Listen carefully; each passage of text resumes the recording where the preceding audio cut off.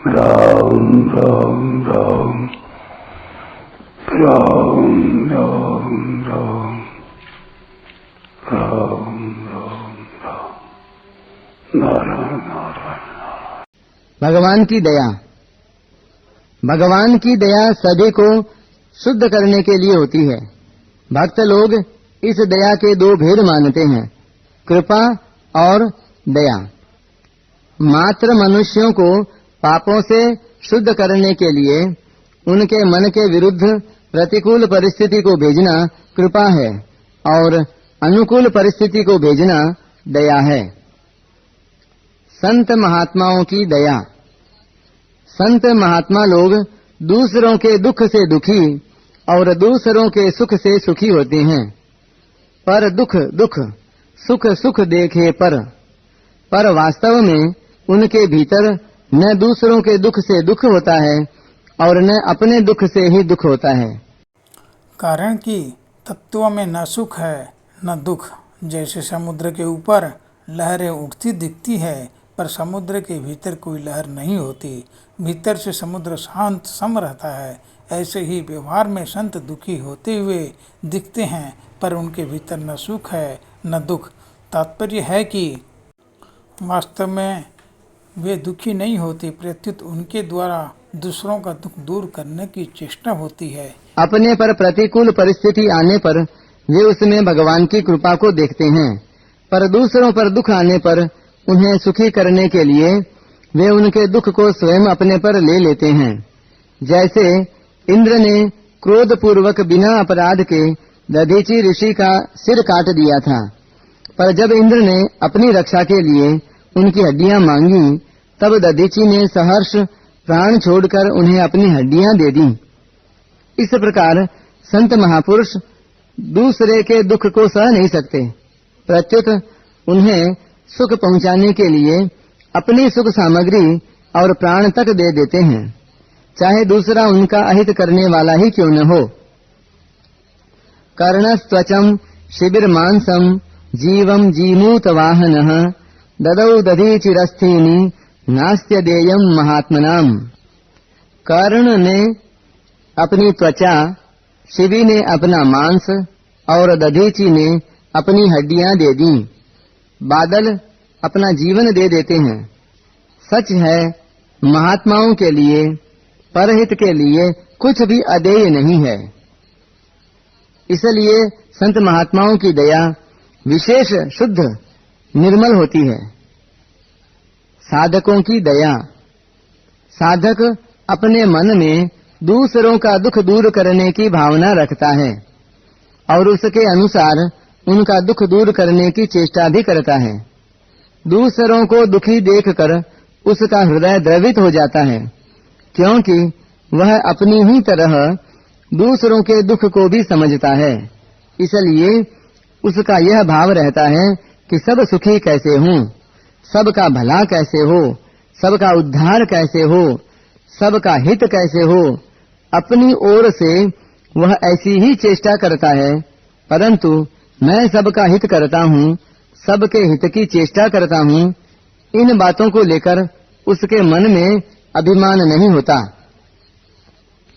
कारण कि दूसरों का दुख दूर करने का सहज भाव बन जाने से उसे अपने इस आचरण में कोई विशेषता नहीं दिखती, इसलिए उसको अभिमान नहीं होता।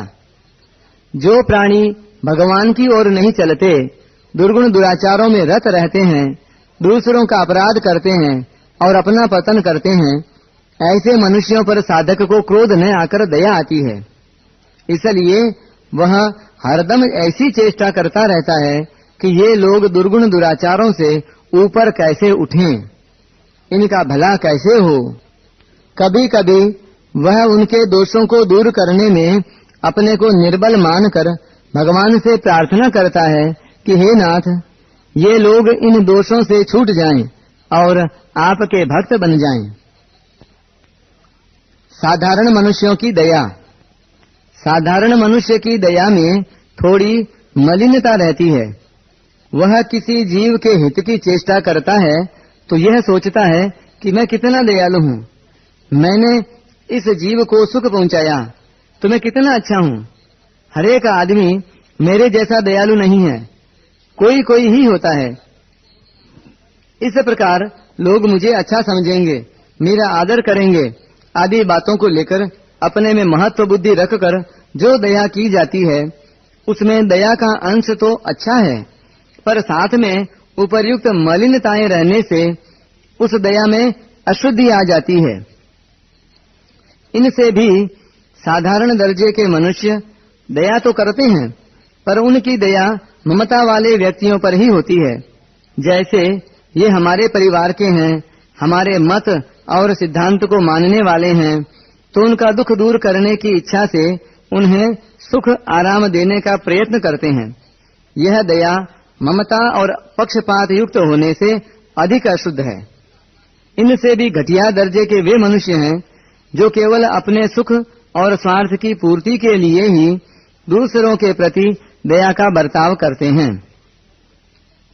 अलोलुप्त्वम, इंद्रियों का विषयों से संबंध होने से अथवा दूसरों को भोग भोगते हुए देखने से मन का भोग भोगने के लिए ललचा उठने का नाम लोलुपता है, और उसके सर्वथा अभाव का नाम अलोलुप्त्व है। अलोलुपता के उपाय। साधक के लिए विशेष सावधानी की बात है कि वह अपनी इंद्रियों से भोगों का संबंध न रखे और मन में कभी भी ऐसा भाव, ऐसा अभिमान न आने दे कि मेरा इंद्रियों पर अधिकार है, अर्थात इंद्रियां मेरे वश में हैं, अतः मेरा क्या बिगड़ सकता है। मैं हृदय से परमात्मा की प्राप्ति चाहता हूँ। अगर कभी हृदय में विषय लोलुपता हो गई तो मेरा पतन हो जाएगा और मैं परमात्मा से विमुख हो जाऊंगा। इस प्रकार साधक खूब सावधान रहे, और कहीं अचानक विचलित होने का अवसर आ जाए तो हे नाथ बचाओ, हे नाथ बचाओ, ऐसे सच्चे हृदय से भगवान को पुकारे। स्त्री पुरुषों की तथा जंतुओं की काम विषयक चेष्टा न देखे। यदि दिख जाए तो ऐसा विचार करे कि यह तो बिल्कुल 84 लाख योनियों का रास्ता है। यह चीज तो मनुष्य, पशु पक्षी, कीट पतंग, राक्षस, असुर, भूत प्रेत आदि मात्र जीवों में भी है, पर मैं तो 84 लाख योनियों अर्थात जन्म मरण से ऊंचा उठना चाहता हूँ। मैं जन्म मरण के मार्ग का पथिक नहीं हूँ। मेरे को तो जन्म मरण आदि दुखों का अत्यंत अभाव करके परमात्मा की प्राप्ति करना है। इस भाव को बड़ी सावधानी के साथ जागृत रखे और जहाँ तक बने ऐसी काम चेष्टा न देखे। मार्दवम, बिना कारण दुख देने वालों और वैर रखने वालों के प्रति भी अंतःकरण में कठोरता का भाव न होना तथा स्वाभाविक कोमलता का रहना मार्दव है।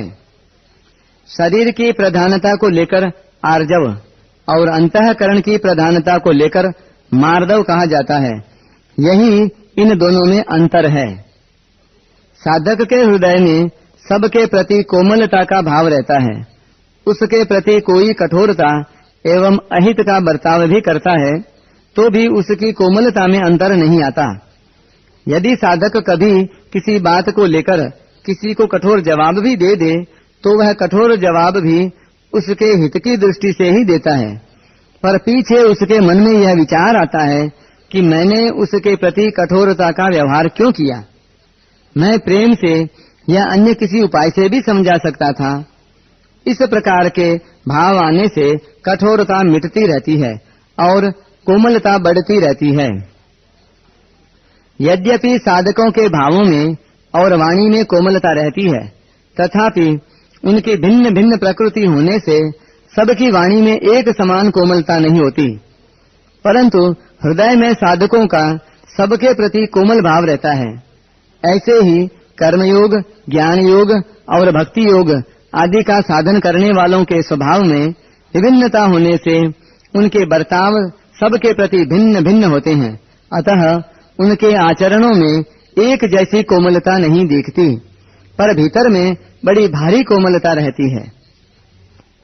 ह्रीहि, शास्त्र और लोक मर्यादा के विरुद्ध काम करने में जो एक संकोच होता है उसका नाम ह्रीहि यानी लज्जा है। साधक को साधन विरुद्ध क्रिया करने में लज्जा आती है। वह लज्जा केवल लोगों के देखने से ही नहीं, प्रत्युत उसके मन में अपने आप ही यह विचार आता है कि राम राम, मैं ऐसी क्रिया कैसे कर सकता हूँ, क्योंकि मैं तो परमात्मा की तरफ चलने वाला साधक हूँ। लोग भी मुझे परमात्मा की तरफ चलने वाला समझते हैं। अतः ऐसी साधन विरुद्ध क्रियाओं को मैं एकांत में अथवा लोगों के सामने कैसे कर सकता हूँ। इस लज्जा के कारण साधक बुरे कर्मों से बच जाता है एवं उसके आचरण ठीक होते चले जाते हैं।